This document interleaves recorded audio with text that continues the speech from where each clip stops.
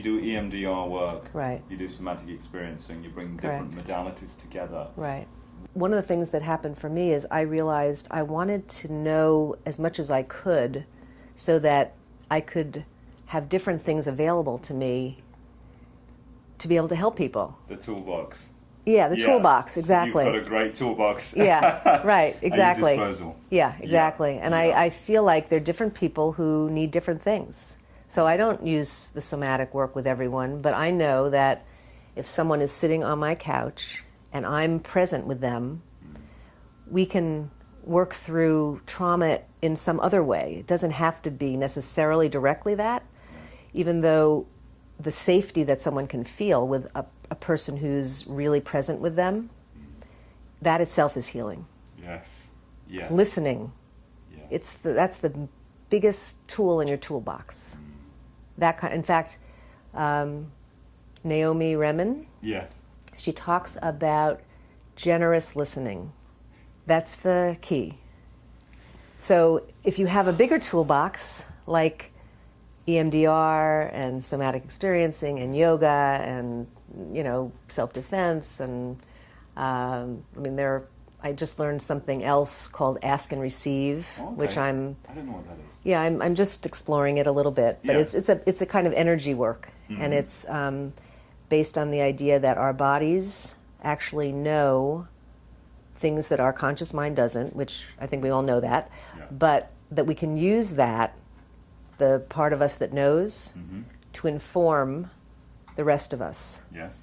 So it can be used with trauma, it can be used with all kinds of issues. And I went to a one-day workshop recently, and I'm just beginning to kind of understand that. It's a little bit different for me. So would you say you would ask your body a question? So maybe you have a pain in your body, this is only... Yes, yeah. Or something going on in your body. Right. You ask your body what that is about. Right. What is this about? Correct. Or you would say, is this connected to some kind of trauma?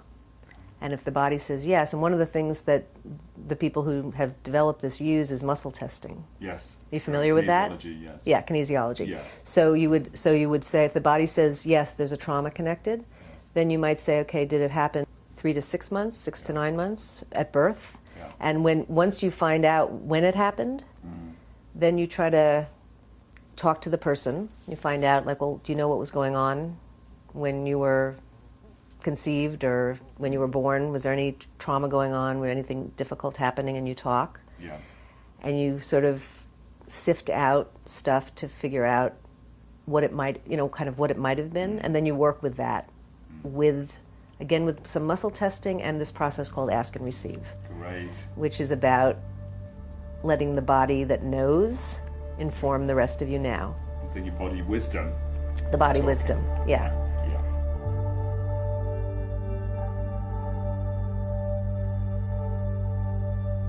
I picked this up out of your reception, and just wanted to say, this is how I felt. This is how I saw and felt my trauma, and it was a feeling that I would always have a breakdown. And I ran this script for a long time, and that's how I saw it. But falling into a heap on the floor and just being this jelly locked up, locked away, going crazy. And yeah, it was striking for me because it was how I felt. And when I see the picture, it's about its energy and being so much in the head for me during my journey through trauma, and the energy storing in there, trying to work everything out, trying to all work out from a head level rather than falling into the body. So what you've shared about somatic experiencing, EMDR, and your different toolbox really resonates with me. And I'm sure this picture would resonate with others out there. And for me, I really feel that mental